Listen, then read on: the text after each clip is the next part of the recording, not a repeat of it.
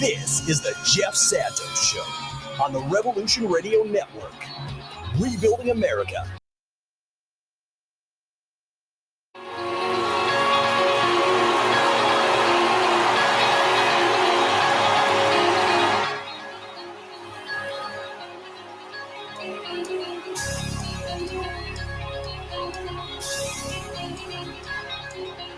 Live.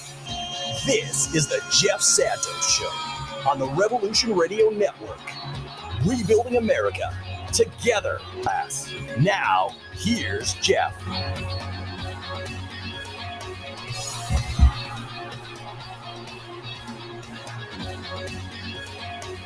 It is hour 3 of the Jeff Santos Show. And I can humbly say this has been one of our best shows we've had on the air since we started back up in October. And I want to have a big thank you to Rocky, Boca John, and the rest of our team, Robin, and of course the A-team, Freddie Santori, for putting this all together. We've had multiple feeds from the Target Center, people marching down, great callers from our folks on TikTok. Of course, we do a TikTok every Tuesday. We call them TikTok Tuesdays. And Rocky and I are going to look to do more and more on that and try to help it out as we move into, both San Francisco and Los Angeles and in the month of March. So a lot of things coming up here on the Jeff Santos Show. Fingers crossed we move forward with what we're doing today, folks, and hearing from you, people in Minneapolis, people around the country. We heard from Becky in Kansas. And this is what really makes this show. It makes talk radio, and it makes really the community in talk radio, the progressive populist community, stronger and stronger. So we ask you folks, if you are on TikTok now, if you are on Facebook and you want to say your piece, please, you have a platform here. We'll give you the time, 833-545-5333. We're going to continue to talk to a lot of people in Minnesota. We have scheduled Mark Taylor-Canfield from Seattle, who ironically is one of the best people you could have because he's been involved in a whole bunch of protests himself as a reporter from Democracy Watch News and other outlets. So hopefully we can get him. He can give us a little insight of protests, going back to the World Trade Organization protests in the early 2000s in Seattle. And just one other thing, because we were talking with Rob Scott, the economist, earlier, and I'm trying to think who brought it up yesterday. I think it might have been Earl Ingram, because in Wisconsin, nearby to Minnesota, and a progressive state in some elements, but they've had the right wing Republican state house for a while. They're making $7.50 an hour, the minimum wage. And the people in Seattle that we've been talking to, SeaTac, I think, was the first one to raise the minimum wage, the community just outside of Seattle, $20 an hour. And this is in the same country, with two states that begin with W, but there's a big difference in what the minimum wage is in those two states. Again, we're trying to get MTC to the microphones. If we can't, let's see if we can bring back John D. Boca John and get a perspective here. We may want to check in again with David as well, David Stegers, the fantastic ATU member. We welcome you again to call in 833-545-5333. I believe Bradley is also on hold. We'll try to get to him momentarily. But if we can, Boca, let's bring in John D. to give us the latest. I believe now, finally, a lot of people have made their way to the Target Center. Been obviously a lot more people have, been joining the march. And John, give us an idea of where you are right now. Have you left the library? I was told that you're only a couple of blocks away from the Target Center. Are you getting back on the move outside of the library to go back? Or are you still frozen toes there? Yes. No, I'm outside, and I'm walking down to First Ave, where the First Ave, right across from the Target Center, is where Prince had his start. And I'm going to, I'm going to go ahead and little red Corvette. I'm just walk. Yep, I'm going to walk all the way back to my car, which is over by the it's on the other side of the freeway, so it's about a mile from First Ave, and pick little Pucky up, and then we're going home and having chicken soup, and hopefully I will be well, like not catch anything. Yes, you will. I've stepped into places and warmed up. Yes, of course.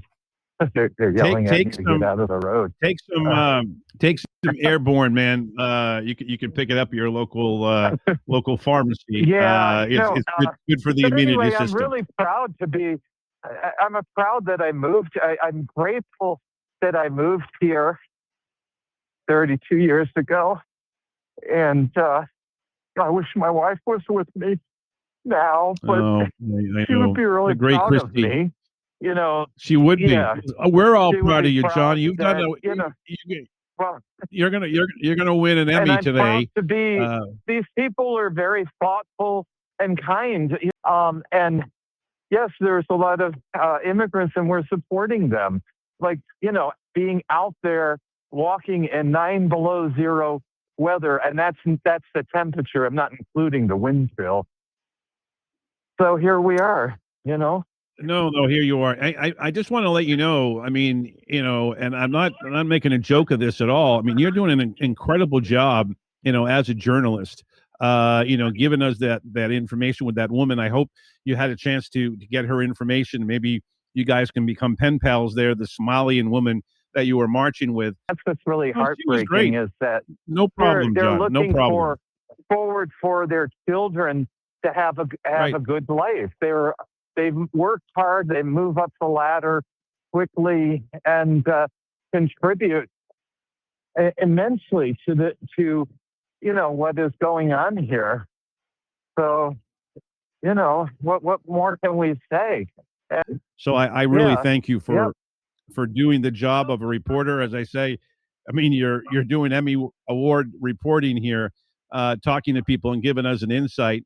And we've had a great group of people behind the scenes here, led by Boca John and Rocky, giving us a lot of insight. And we have another caller on the line. Is Boca? Is that Bradley that is on the line right now with us? Let's bring in Bradley. John D. Bradley, are you calling from Minnesota? Where are you? Yeah, I live in St. Paul, but I was just at the large protest downtown Minneapolis. And I'll tell you, I go to all of them if I can. And I'm very active. I do a lot of mutual aid with local businesses here and just anything I can. And I've never seen so many people. So that is some optimism, I feel like. Well, go ahead. It's wonderful. It's what I think Minneapolis and Minnesota is all about. You guys care. I mean, there's a reason that people come to your state and come to your city, and whether it's Somalis or people from all over the world. I mean, obviously you have a lot of Scandinavians, but it's a open city, and people want to come there. And with this Gestapo that are trying to to make this a crime site for months to come. But I think people are showing today that that's not gonna happen. These Gestapo are going home, and just a matter of time, right? Yeah, well, I feel like I have lots of optimism after being there today. I just want to say that it's about 100 times worse than probably what y'all are seeing on media outlets. I literally can't go outside without seeing two of these usually they sometimes don't have a license plate, or they have switched license plate or license plate from a different state. And they're all tinted windows, and the people inside always have their masks up. So what kind of justice is that? I mean, ask yourselves, if they're wearing masks, that tells you everything about what they're doing. Tells them what they're doing. So, I mean, what kind of world do we Unbelievable. live in where I can't walk down the street and I have to police citizens. I have to walk, and if they don't, and they don't look like me, I have to walk with them home because I'm afraid that they're just going to be captured. And I carry a whistle around while they're literally murdering us. And then you have politicians, and I don't know, but I'm just frustrated with the mayor, and Just I'm be frustrated with careful the your governor language, but and their I lack can of action. understand your yeah. Well, would you like I'm to see sorry, him call out the but yeah, National Guard, Governor Walz? No, that's all right, Bradley. So far, you've I been want him pretty to do good. something. Just be careful of the really want him F-bombs. to That's do all. something. I apologize. No.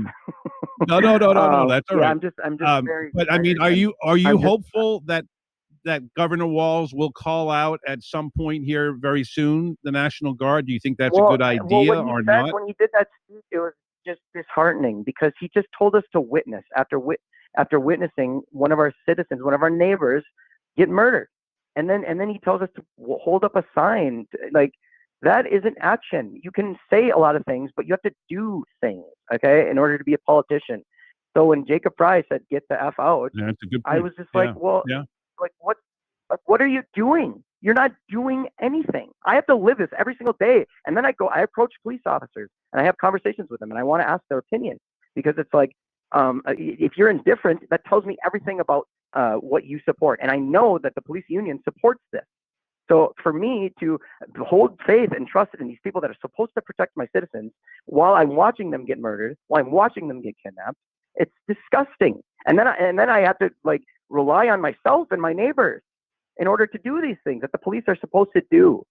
So for me, it's beyond a point of relaxation. I have to get up every single day, and every single ounce of my energy is looking out for people that I love because I'm watching them be terrorized by these people. And it's disgusting. And I'm sick of it. I'm tired of it. Yeah, Anyway, I think your words. No. I look. I welcome the passion, and I really think it's important to hear this. And I'm going to bring in John D, and then we're going to get Mark Taylor-Canfield, who has covered a lot of protests in Seattle and been parts of them and tear gassed here. But if we can, Boca John, who's doing an amazing job, directing the traffic here. Can we bring John D in to talk to Bradley? Because I think, they're simpatico here in their feelings to what is happening. John D, are you there? And are you able to hear what your fellow Minnesota, Bradley, do you live in Minneapolis itself? I live in the Twin Cities. I don't want to say exactly where I live. But yeah. That's all right. We'll leave it at that. That's okay. John D, what you're hearing from Bradley, is this what you have been hearing in the protest? And have you been hearing, the frustration at the very least, whether it's with the slow reactions of the governor and maybe, the more passionate results of and actions of Mayor Frey?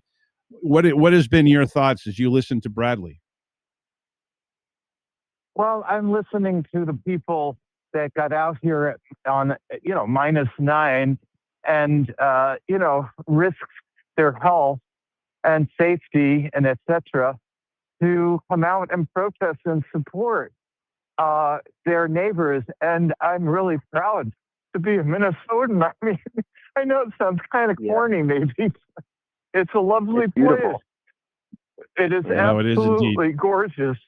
I will never complain about anything anymore here because what a community. When you really need your fellow neighbor to go to bat, they're there. Here we are. So Bradley, keep doing what you're doing. All those people. I sat in the library for about 40 minutes, and it was just constant. I think it's 4th Street coming down and turning at Hennepin. I was just amazed. Yeah, I know. Just amazed. I felt the same way. And, it was a big success. This, in a way, even beats the success of the 1934 Teamsters strike because that happened in the summer. This is, and it's really exceptionally cold at this point. Yeah. We haven't had weather like this for a long while. But here I'm walking out here like nothing. You know, this is going to start a new trend for me because, you know, I always go back to the Uhlans and the Utney Reader, and I was amazed when I read her biography that she used to walk from Bede-Makaska all the way to St. Paul to her newspaper job. You know, of course, she was well taken care of. She had servants. Her father was a lawyer, but he put the sewers in on Washington Avenue. You know, all the sewers downtown here. Yeah. He helped build those. And you guys got a great history. There's always progressive history. We have a progressive history. Going back and we're not flyover country anymore. That's right. Yeah. No, they stop right there in the Twin Cities. Paul Wellstone. John D., I'm going to ask you to stay there. Bradley, thank you so much for giving us an insight on what your feelings are, and I wish you safety. Yes, go ahead. I got 20 seconds, literally. Yeah, I just want to say, people always ask me, how do I help? How do I help now? What do I do now? Because this has to keep moving. And I would say, find the helpers. That's Mr. Rogers. Find the helpers. And if you don't find them, be a helper. And that is my biggest advice. I mean, we can protest and we can yell obscenities at these people, which is necessary. But we have to look at in our communities, go to businesses, find mutual aid sites, figure out what they need, make connections between people that can help with financial or with just goods, and then use that time and energy yourself to go do it. Tomorrow, I'm going to grab a bunch of diapers. I'm going to grab a bunch of formula. I'm going to go to a mutual aid site. I'm going to donate it, and it will actually be used for people getting released from this absolute, detention, atrocious detention. So that's what I'm doing, and I suggest people do the same. Bradley, you're a mensch. I think what you're doing, my friend, is so fantastic, and you represent the great cities of Minneapolis, St. Paul so well. I ask you to continue to call the show. If you want, give your information to both Rocky on TikTok, our great social media maven. She's been amazing. Or to Boca John here, because we'd love to keep in contact with you. This has been a really fantastic way for the rest of the country to live inside what Minneapolis is doing today. And people like yourself and Leah and Becky, even in Kansas, giving us some of the insight here as we also talk with the head of the ATU and again, John D. So thank you so very much. We're going to turn our attention now to Seattle. I appreciate that. No, thank you so much, Bradley. It's great to make your phone acquaintance and look forward to doing more with you and a lot of the people you work with. MTC, look, it's a joyous occasion, Mark, and we appreciate you on hold. We know we had some technical difficulties earlier, but as I said, you have been, one of the amazing reporters covering protests in Seattle, going back to the WTO. So let's do an abbreviated intro with your new great black guitar, and it's we'll continue to move on this. Go ahead. That is Mark Taylor-Canfield live from Seattle, WA. This is to all the folks in Minneapolis. Solidarity from Seattle. Old Mrs. Harrington said as she watched on the TV while the protesters bled, I think I've had enough. It's getting a little bit rough. So she bought a gas mask. It was a serious task. They were illegal now. But she had made a vow. They called them the raging grannies that day. And in the sunny sun, they knew they had to say. And when the rubber bullets flew, well, they knew what they had to do.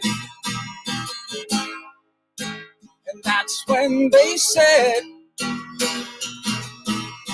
you can use your gas and your pepper spray, but nobody is gonna go away.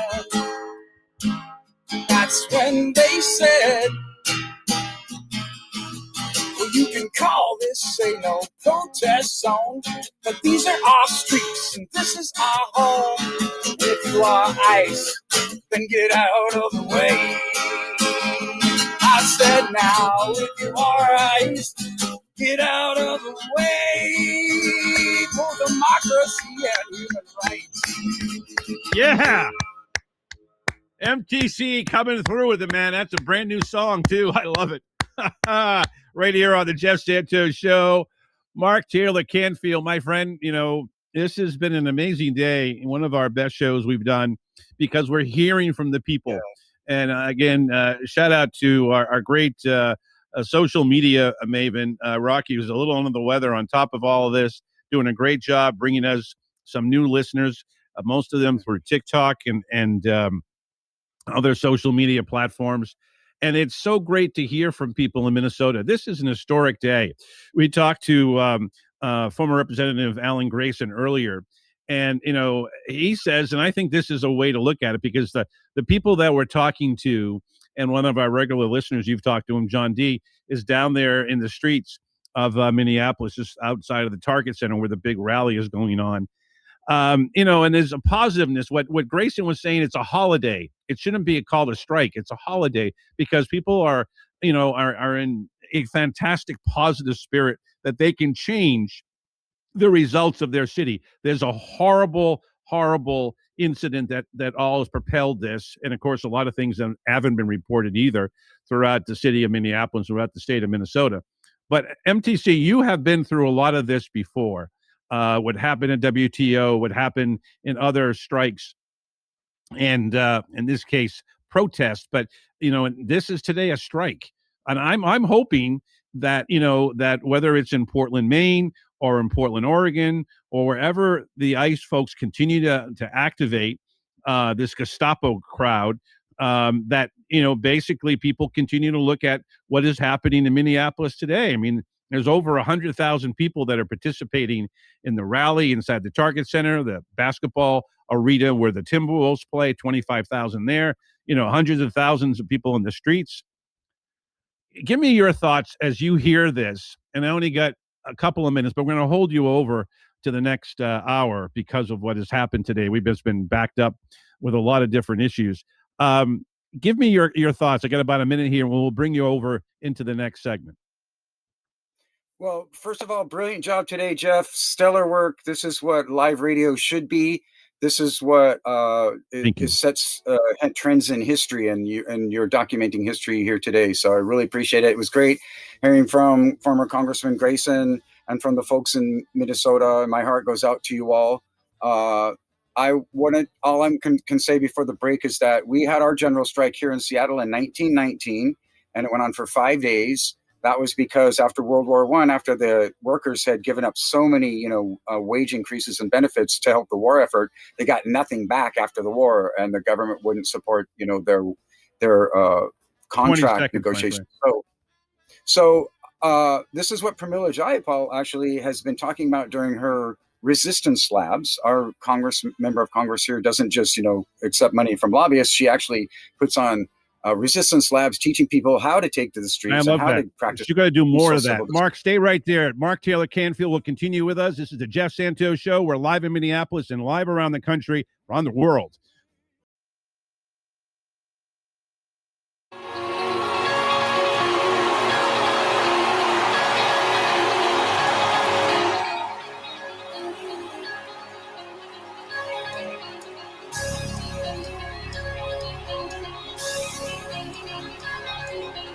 Live. This is the Jeff Santos Show on the Revolution Radio Network.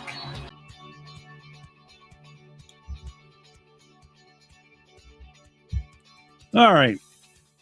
It is the Jeff Santos Show. This is like being a conductor of a train, which I actually wouldn't mind being. It's always something I love, because you get a lot of people coming in traffic. We're all headed to Central Station and NYC. Of course, now we're actually headed to Target Center where the protests are underway. We're going to try to catch in with David Stiggers, who's actually at the location of the Target Center one more time, Boca, John. But we got a lot of stuff going on here simultaneously. We're continuing our conversation with Mark Taylor-Canfield, the great hockey writer, the great journalist, Kevin Paul DuPont, not a fan of the incumbent president, the incumbent Führer. Want to get his thoughts on what is happening in Minneapolis.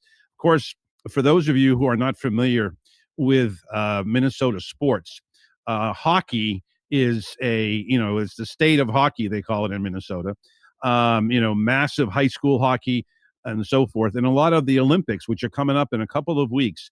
And I'm hoping we're going to get some folks, some players from Minnesota who will speak out on what is happening today and speak out about what is happening, to their fellow citizens throughout. Some of the players are conservative, but still, whether you're a progressive or you're conservative and you're proud of your state, you shouldn't be, saying, basically being told not to say anything. And if the hockey coaches are saying you don't say anything, well, you should speak out against the coach, because you're talking about, it's not about just a team representing the United States. It's about what is happening in your state, just like the folks did in 1968 who raised their fists. And there shouldn't be any repercussions against any player who talks against this as well. That's why we're going to try to get a hold of Kevin Paul DuPont a little bit later. But I want to bring back MTC. Again, Mark, the thing that I feel is so important here is what the rest of the country is looking at. This is obviously all over the world with BBC and CNN International and so forth. But to me, it's important because as we were talking about with Grayson, the former congressman, that it is important because whether it could be done in your great state of Washington and great people in Seattle, and it is, to me, an important piece of America participating. It's always the low amount of people who actually vote. The majority of Americans, who are able to vote, do not vote. So today, getting people out in the streets, from all walks of life, to me, that's a wonderful thing to be celebrated. And, and again, you've been doing it, you've been covering it. Give me your thoughts about this, because to me, it's fantastic to be able to talk to all these people. And we're proud to get a great team behind me. But I tell you, it is so important for people, to be part of a community. And you're doing. I mean, you're the Renaissance man. You're an activist. You're a journalist and recording all this. And at the same time, you're a musician. We just heard that great tune. Talk to me a little bit about that, because I think that's so important. That we're seeing this now. I mean, it's a horrible thing that has brought people together, and in a disgusting assassination of a mom in a minivan, shot 3 times in the face by the Gestapo. And to me, this is something that, again, the holiday idea of Alan Grayson is important. Your thoughts? Wow. Well, there's so much going on. I think my thoughts are going back to some very intense demonstrations in Seattle, like the huge mass protests against the World Trade Organization, which pretty much shut that conference down, and also the Black Lives Matters protests here, the whole CHOP autonomous zone, and then the Occupy Wall Street encampments that took place here, the anti-Vietnam War and anti-Iraq War protests, all sorts of things that have happened in Seattle. And then these No Kings protests. These are transformative moments that last a lifetime. I mean, once you go through them, you never forget them, which is why I end up writing songs about them and things, because it never leaves you. You also build incredible community connections within your local area with people that will last the rest of your life. So once you've been tear gassed together at a protest as a journalist or an activist, maybe, we used to call it the love gas, because it literally would bring people together. Once you've gone through that experience together, you tend to bond. And then there's this big growth in the connections in the community, and you get to know people that you didn't know. And these spark movements that then continue and turn into political movements.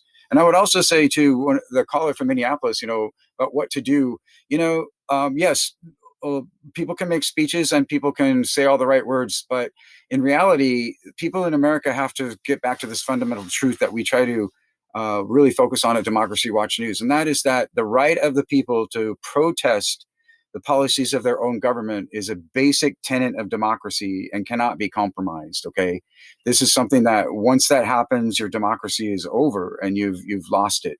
So I would encourage everyone to get involved directly in some way in politics in your community, because it starts at the school board, it starts at the city council, it starts, with state legislature. But anyone can get involved with a political campaign, can back somebody.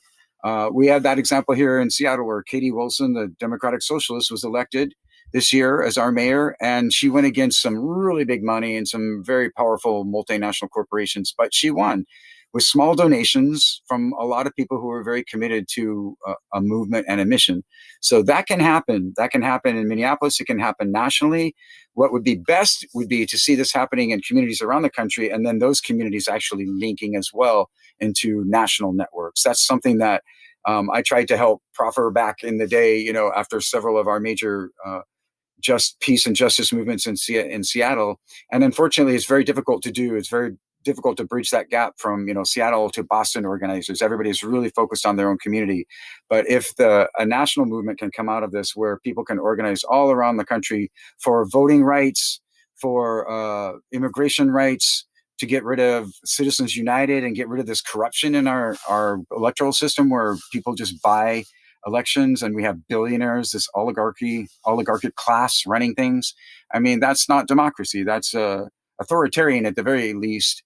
And in some ways an autocracy, because I think Trump is starting to put his stamp on everything as if he's the only person that is important. And as there's no doubt. I mean, this is the Fuhrer in charge, and he's got his hitmen, the Himmlers and the Goebbels, and they're all doing their job. And it's it's the head of Gestapo, it's Miller and all the rest that are there. And this is a good friend, Herb Boyd, who and love very much, once told me, he goes, this too will pass. And I say that to the rest of the people who are suffering right now under the Gestapo here, there in Minneapolis and around the country. This too will pass. And we're gonna pass on to Kevin Paul DuPont in a minute. But Mark, I wanna ask you one final question here, and that is that when people see what is happening today in Minneapolis, and a shout out to Punky behind you, by the way, looking good in the neighborhood. And I think that here she is rocking on. Keep on rocking in the free world, I say. That's going to be one of my new taglines. Thank you, Neil Young. But I think that there is an opportunity here, to show the world, that America, to quote Tom Petty, is not backing down. And I think that in a peaceful, nonviolent way, many people in Minnesota are showing the Minnesota nice will conquer the hate of the Trump administration and so forth. Your final thoughts before we go to our good friend Kevin Paul DuPont in the future. You may be talking with Kevin in our new sports window coming up in the next week or two. Go ahead, MTC. Well, it's an honor to be a part of this broadcast. I feel like today is a historical moment, and it does remind me of how I cut my teeth in journalism, calling into radio talk shows and telling people what was happening on the street. I mean, that's the on the street citizen account is a very powerful form of journalism, this kind of citizen journalism. So that's how the Seattle Independent Media Center started. That's how a lot of independent and alternative media starts. So I think people should support your independent media, support your independent artists, and definitely speak out and go to these events and make it known. If nothing else, make it known that you're not going to be bowled over by this, that you're not going to let the bullying intimidate you. In a democracy, the people have to lead for the leaders to follow. So it's up to the people now to let the leadership know, let the government know that they don't have the support of the people. They do not have a vote of confidence at this point. But keep up the good work, Jeff. Great show. I'm really enjoying listening, and it's actually sunny in Seattle, but don't tell anyone. So I'm going to try to get out for a few minutes. You guys have a big storm Los coming. Angelinos from doing it. Thank you, Try man. to stay warm Appreciate you, MTC. up, you guys, we got a big one. 5 degrees tomorrow, and then another I don't know, 10 inches of snow, whatever, on Sunday. So it's going to be a wild weekend here in New England, and maybe the Patriots will win and play the Seahawks in the Super Bowl. We'll talk about that next week, my friend. Good luck to the Hawks. Yeah. All right. With that sports sign off in a way, and it's appropriate to bring in our fantastic contributor to the Jeff Santos Show. Again, folks, I said this many times for many years. He is a writer who covers the world of hockey, which, by the way, is international, which, by the way, has a lot of impact on what we're talking about in Minnesota. And by the way, that Kevin Paul DuPont has worked for the New York Times. All the news is fit to print as a sports guy, but he could write about a lot of things in history. He has his points of view on what is happening with the Fuhrer in chief as well, and that is why we bring in Kevin Paul DuPont to end this broadcast. But folks, let me just tell you, we're going to continue to cover this issue, Monday, Tuesday, and throughout the coming weeks. This is not an issue that's going away. Kevin, thank you for holding. We've been trying to pull all these pieces together. It's been an amazing show.